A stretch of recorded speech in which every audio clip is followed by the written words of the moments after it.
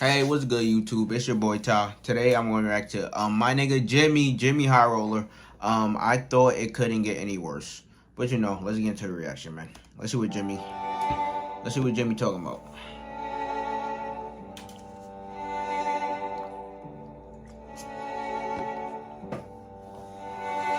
Steroids should be mandatory. Okay.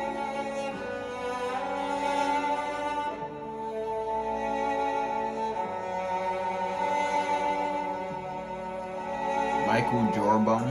Okay. They try comparing every day to this man. The good old hot take. The necessary evil of the sports world. Through the good ones, the bad ones, and the downright atrocious ones. We once again find ourselves racking our brains, trying to figure out how some people come up with this nonsense. But today, I've done the brain racking for you, and found some of the hottest NBA takes on the internet. So, buckle up. Let me know. This may be a bumpy ride. Today's video is brought to you by DraftKings. Brothers, it's that time of year. The NFL is back, and if seeing grown men absolutely obliterate each other for 3 hours, sportsbook. With the NBA offseason creeping along, I did my reluctant but mandatory scrub through NBA social media in search for a new batch of hot takes. And to hey no man, surprise, I'm ready what for I this found was NBA downright season. appalling. I'm ready. I'm no expert or anything, and I've definitely had my fair share of bad takes. But some of y'all should seriously have your accounts deactivated for the absolute tomfoolery y'all are posting on these pages. And after sifting through hundreds of takes, here's some of the best and worst that I came across.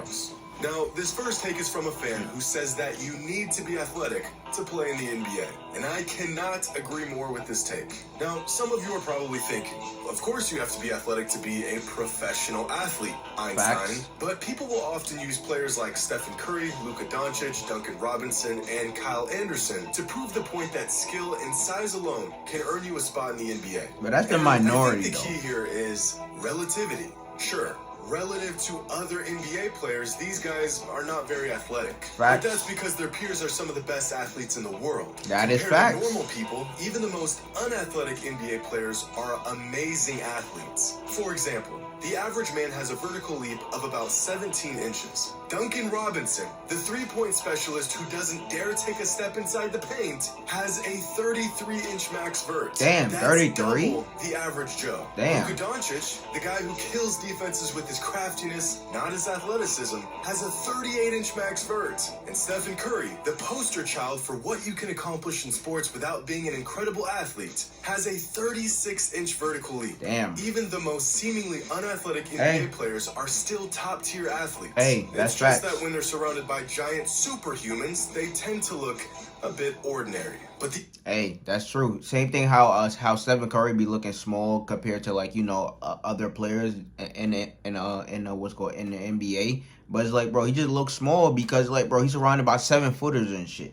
So other aspect of this that no one really talks about Speaking is that facts. athleticism goes far beyond jumping high and running fast. Hand-eye coordination, spatial awareness, agility, these are all crucial elements of being a great athlete. For example, take Trae Young. Doesn't really fit the bill for a typical super athlete in terms of explosiveness, but his dexterity, coordination, stamina, mobility, and many other components of his game make him tremendously athletic. So, yes, you do in fact need to be a good athlete to play in the NBA. Right. Even the most mundane players in the league are super athletes relative to the rest of us. Now, this next take actually comes from an NBA player. And as crazy as it sounds, it's actually not too far from the truth. Let me hear it. Last season, Karl Anthony Towns came out and said that he's the greatest big man shooter of all time. Fact. And immediately, fans were not happy about this. I mean, with big men like Dirk Nowitzki, Peja Stojakovic, and DeMarcus Cousins, Cat still has a lot of work to do to earn the title of greatest shooting big man ever. facts. Right? Let's look at the numbers. Okay, Here's a let's chart see of the some of the numbers. most prolific big man shooters in NBA history. And amongst some of the greatest big man shooters the game has ever seen, it appears that Al Horford, Chris Bosh, and Dirk Nowitzki are the best of the best. Damn, Al Horford's so high. Who lives in his own stratosphere?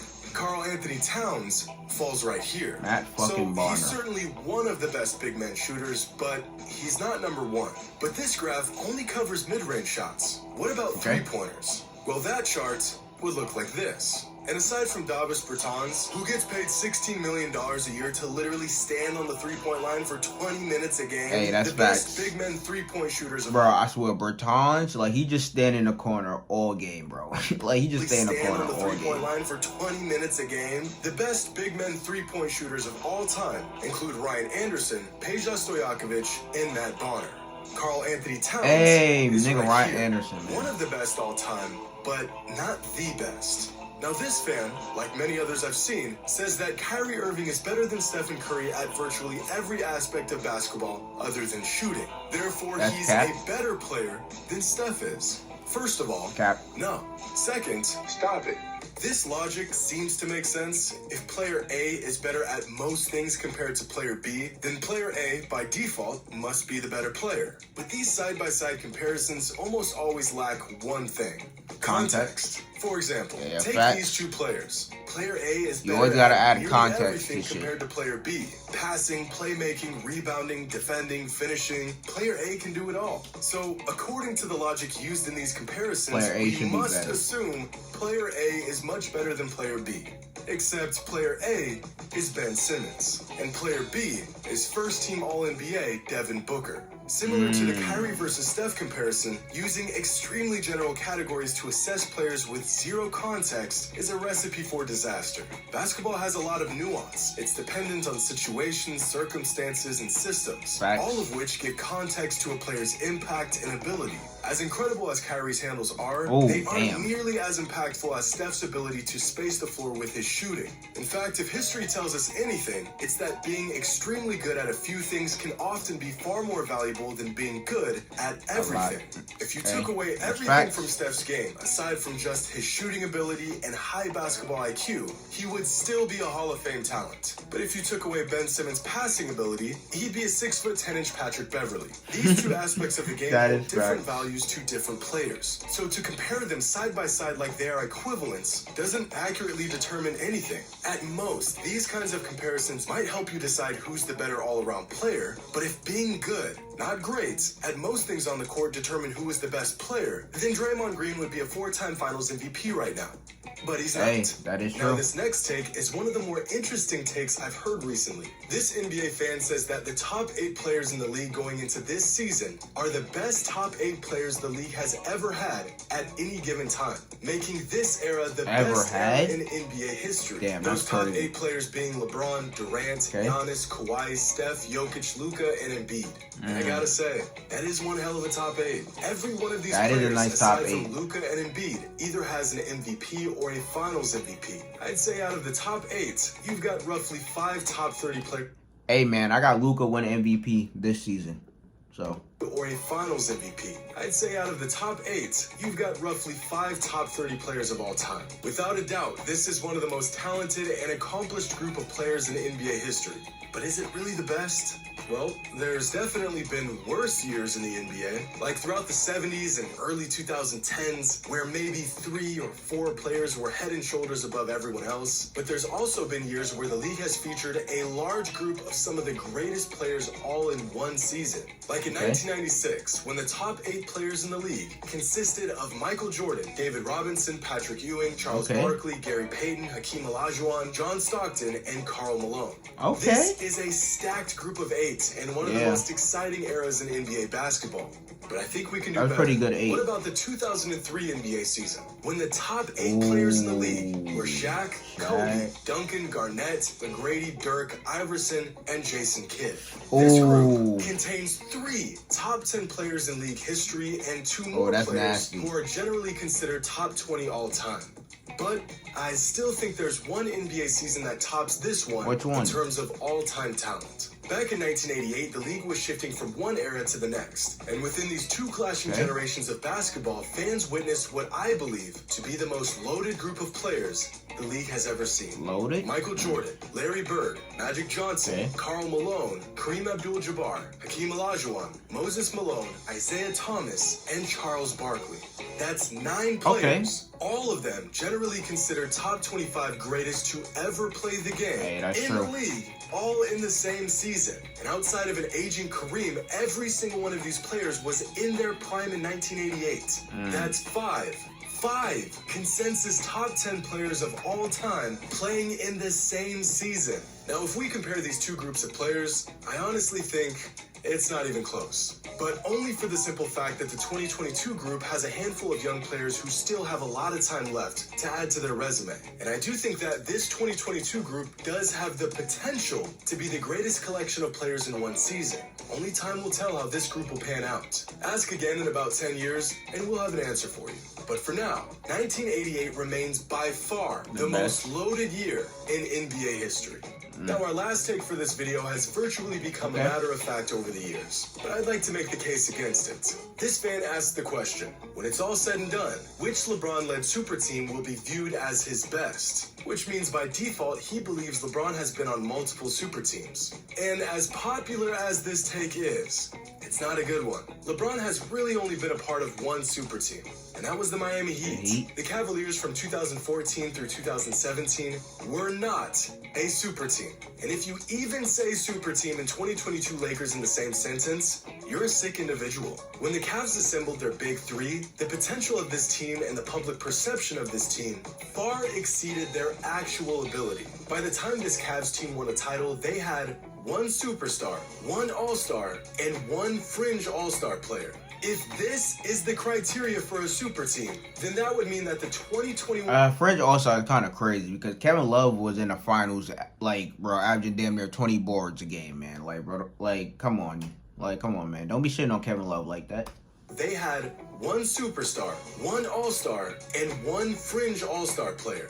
If this is the criteria for a super team, then that would mean that the 2021 Jazz were a super team, the 2021 Nets were a super team, the 2021 Bucks were a super team, so were the 2022 Warriors, the 2022 Celtics, the 2022 Suns, the 2021 76ers, and the list keeps going and going and going. In fact, if we just take the box plus minus of the Cavs' big three and compare it to teams over the last few seasons, you can see that they were good, but far from some all-time super team.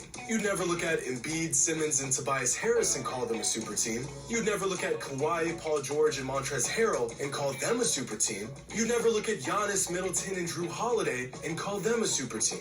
And yet, the combination of LeBron, Kyrie, and Kevin Love were on this level by the time they won a title together. And if you even consider the 2022 Lakers with... But the main reason why they called that Cavs big three a super team is because, like, all three of them was, like, you know, a star players for their team type shit. Like, Kevin Love was, like, you know, the Timberwolves fucking star. Kyrie was a star for the fucking Cavs before LeBron came back, and LeBron was a star for the Heat. So it's like, bro, Westbrook and AD as a super team. Nigga, bring all the stars together, you know nigga. what you're doing. That should be a super team. On a handful of good teams throughout his career. Some of them were great, but he's only been a part of one super team. And unfortunately, that's all the racking my brain can handle in one sitting. Make sure to leave your NBA hot takes in the comments below.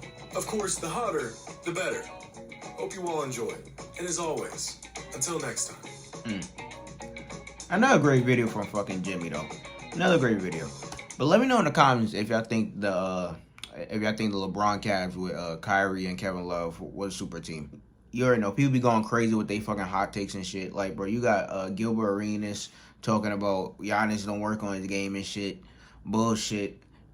Like, bro, Giannis, like, have improvements for his game, and you can see it throughout his game, like, you know, throughout the years and shit. Like, bro, Giannis got a fucking, you know, turnaround fader and shit. Like, bro, Giannis work on his game. Like, I don't know where that come from.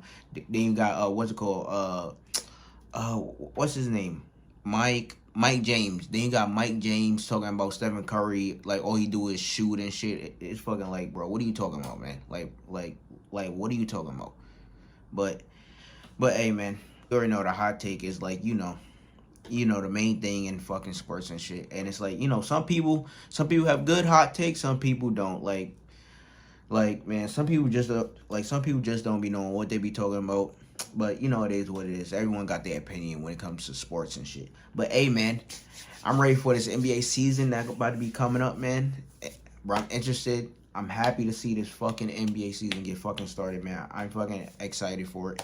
Let me know if you fucking excited for this, you know, upcoming NBA season. But you know, like, comment, subscribe. If there's anything else you want to interact with, you know, down below in the comments. But check out the next one.